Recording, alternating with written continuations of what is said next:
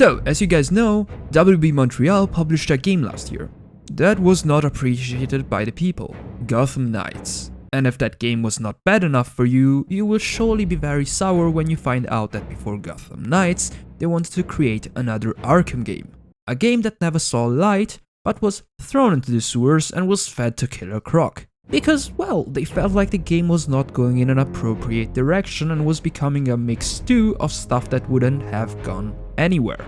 Well, I never worked with them, so I guess I don't know what was going wrong, but from the leaks over the last couple of years of what the game would have become, I personally think that the game would have become a great addition to the Arkham series. So in this video, I will tell you the story of Project Sabbath. So, the story begins in 2015. Batman Arkham Knight just released and was beloved by every fan.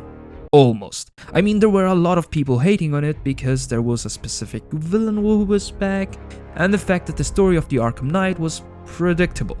And they are not wrong, but nonetheless the game is a masterpiece and is today getting the love it deserved back in the days. So, after the Arkham Saga was done, WB Montreal, also the creators of Origins, Batman Arkham Origins, they wanted to create a new game.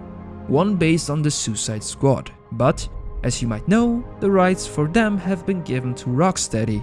And you know how that is going. Well, now WB Montreal can either build a new IP or create a new Arkham game. And Arkham it was.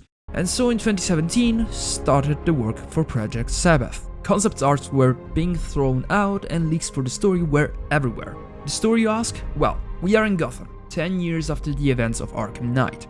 Brucey Boy is weak as hell and is now realizing that he can't just jump from rooftop to rooftop for his entire life, and that his reflexes have become weak. Now he's searching for a new hero who will take the mantle. Robin is banging Batgirl, Nightwing is banging Bloodhaven, and Red Hood is banging...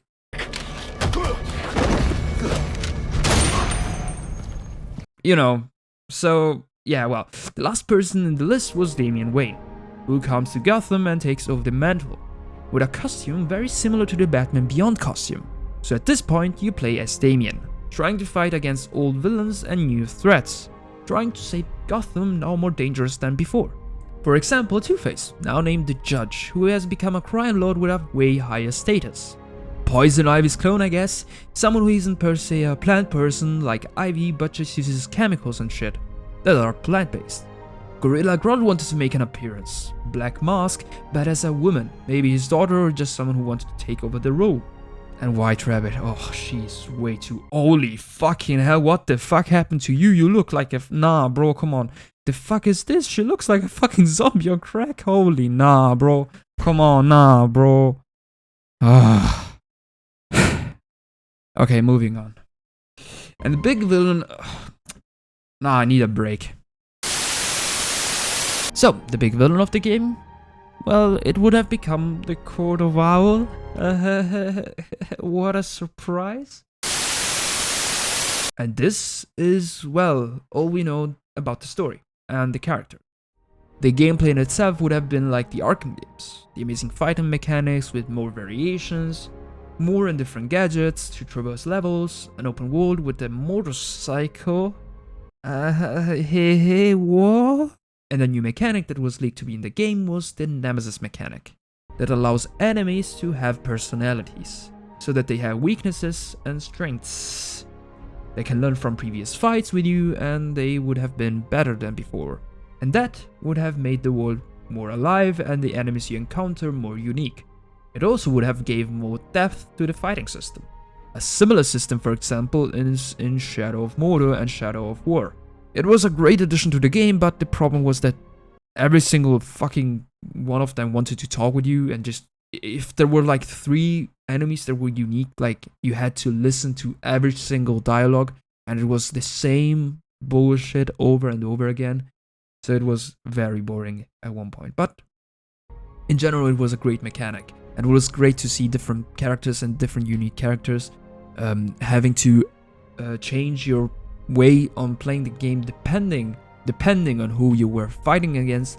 So it was a great addition to the game, and it would have been amazing in Batman, since the fighting till now, the enemies till now were all the same with different variations.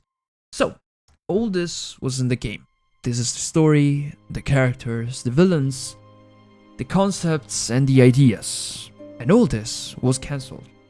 And why, you ask? Well, like I said in the beginning, they thought it wasn't going in a proper direction, but was just kinda unclear what the kind of game this should have become. But there is more to it. They also thought that making a game about Damian Wayne as Batman, a lesser known character in the DC universe, or in the Batman universe, wouldn't have catch up to the general mass. Also, over the time, games were all turning into massive RPGs with abilities and more playable characters. So in their eyes, something like this would have not worked. So they decided to drop Project Sabbath, and later came with the idea of Gotham Knights.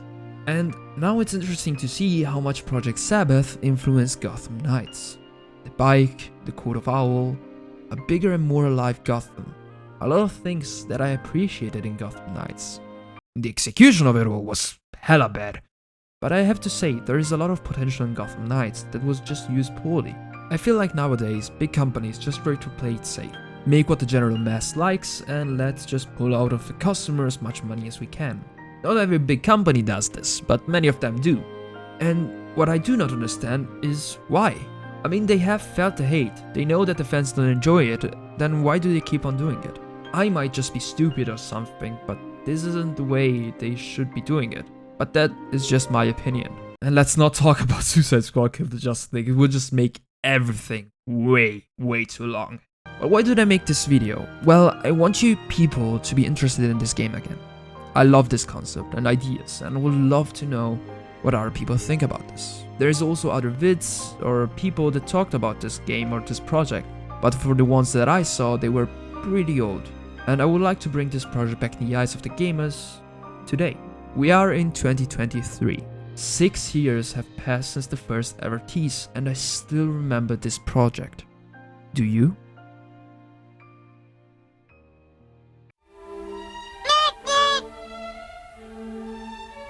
Holy Mother of Jesus!